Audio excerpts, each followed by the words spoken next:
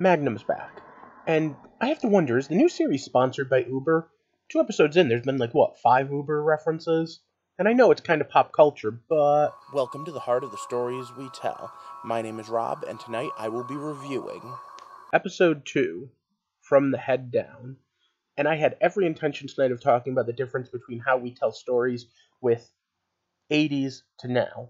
But to be perfectly honest, something else kind of jumped up. And it's this place, and a comment they make about it. Robin Masters has a huge estate. In fact, the estate is in one of the more expensive places to live, Hawaii.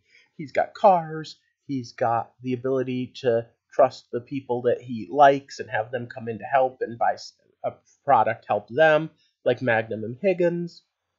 But seriously, how much money do writers make? Allow me to tell you a little bit of a story. I always thought that the successful writers would be, cha-ching, making the money. But I know writers who are professional writers who work at Starbucks for a living. Needless to say, as I've been meeting more and more writers, the idea of hitting it rich has never really occurred to me. As someone who's personally trying to be, I think I'd be happy with sell a few thousand copies.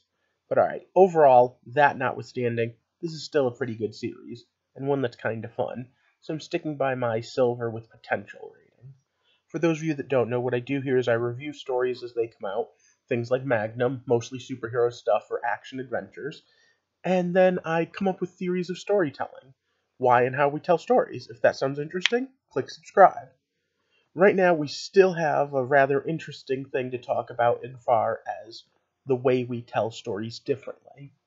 And I have a theory, especially based on something that happened tonight, on why we have a female Higgins. And now, yeah, it's easy to point and say, well, they needed a female lead. But why? Well, Magnum was a serial monogamist. Or, well, kind of a playboy. Giving him a steady love interest, someone that he can constantly be going back to, changes the character. But maybe it modernizes the character. Maybe it's harder for us to, in this day and age, see a playboy as the good guy. Just some food for thought. The love interest might be well-rounding the character. So once again, it's stop. Spoiler time. And let me just say by the fact that I'm a little shocked that this character stuck around. Yeah, it's obviously in flashback, but the fact that someone that's so important to Magnum wasn't just forgotten after an episode is a way that this series is better than one from the 80s. Because way back when we would have had a heart-touching, oh my god, here's someone close to him, and then just poofed, gone. Meanwhile, this actor is kind of growing on me. I really can feel the same sort of swarthy action man that you did from Magnum all the time. So, all in all, I'm liking this. Now, one of the funny things that kind of paid an homage was, way back when, the crew was, like I said last week, Vietnam vets. Nowadays, it's more Afghanistan because, well, modernization. Well, our guest star this week, specifically, was a Vietnam vet, so he's paying it forward by helping a fellow vet out. And to be honest, that's kind of cool. It's a great way to flash back to what Magnum was. There's also a great scene where Higgins talks about why do you do it. And this is where, I could probably do a whole episode on the why Magnum does what he does, both in original series and in this. But I want you to think about this for a second. Why would anyone take any case pro bono?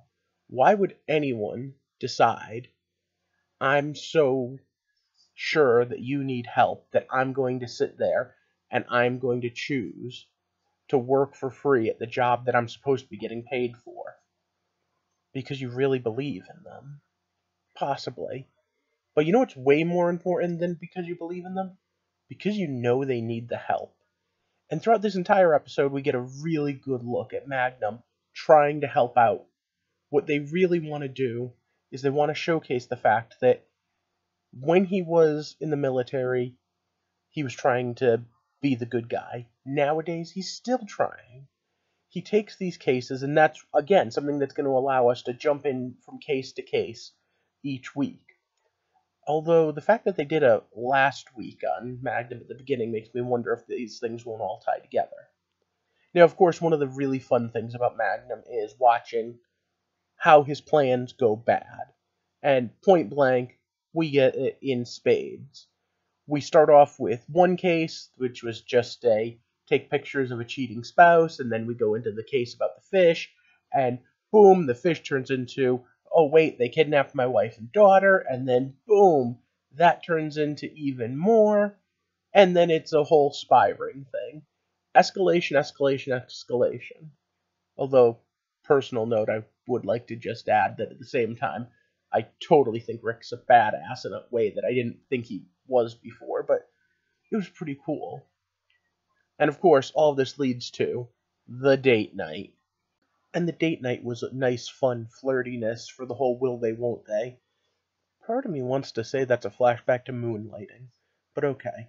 It also had one of the funniest, most cringeworthy scenes. Can I just say on a personal note, when I go out for my birthday, no one is allowed to tell people it's my birthday. No one is allowed to have them sing to me. That is embarrassing. Although, I will say, maybe if I was dating the chick that plays Higgins, maybe I'd put up with it from her. Maybe I should delete that before my actual girlfriend hears me say that. Alright, so, all in all, the two of them make a really good team. And it seems a little forced still that he's using them instead of the other two guys. But I did like the whole using her contacts at MI6.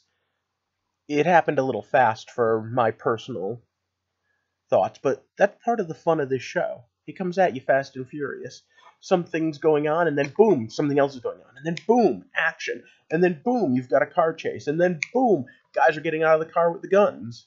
And as a writer, I personally appreciate the pacing being high octane. It means that they realize that part of the reason why this show is going to do good, or fall flat on its face, is that. Then again, the fact that they advertise it as from the directors of the Fast and the Furious tells me they knew what they were doing to begin with. But that's not to say that the story is pure action. There's some heart to it. And I'm curious how many more flashbacks we're going to have to Nuzo, and the origin of why they're in Hawaii. In fact, let me know down in the comment section, did you kind of tear up a little? Did you actually feel it when they said you can't go home again? That's definitely a thing I like to play with in my stories. But you know, this is the time where YouTubers ask you to like and share and click the subscribe button and all that.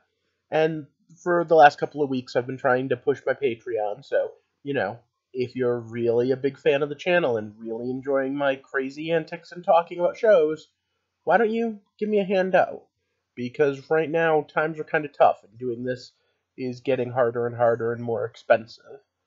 But either way, even if you can't, just leave me a comment. Let me know what you think. I'd love to hear some other thoughts about Magnum, comparing and contrasting what it was like in the 80s and now. Because when you really boil it down, that's what we're here to do, to get to the heart of the stories we tell. I hope you have a good night, and thanks for watching.